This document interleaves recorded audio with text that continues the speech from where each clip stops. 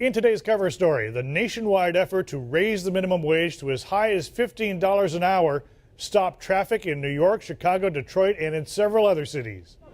In suburban Chicago, 50 protesters were arrested for blocking traffic, 42 in Detroit, 21 more in New York, as hundreds of McDonald's workers nationwide aimed their fight for $15 an hour toward the global leader in fast food sales. We're just here spreading our word peacefully, non-violently, that we're asking for $15 in the union. We work for a multi-billion-dollar corporation that pays us poverty wages. After nearly 2 years of protests underwritten with more than $10 million by the Service Employees International Union, this was the first widespread use of civil disobedience. Motorists were the first ones inconvenienced. They could have done it somewhere else. I don't see that to be very, effective.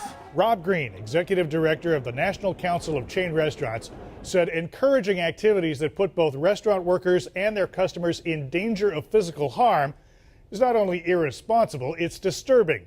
However, the congressman who represents the district where the protest in suburban Chicago happened disagreed.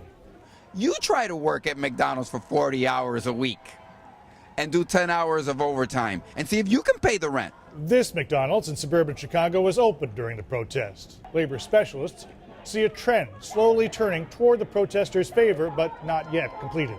We've seen a lot of county and state laws change across the country. We have 26 states with higher minimum wage than the federal, and that is just going to escalate. And a lot of that is due to the national conversation started by these workers. Some companies are voluntarily raising some salaries. McDonald's issued this statement saying, "We believe that any minimum wage increase should be implemented over time so that the impact on owners of small and medium-sized businesses, the majority of our restaurants, is manageable."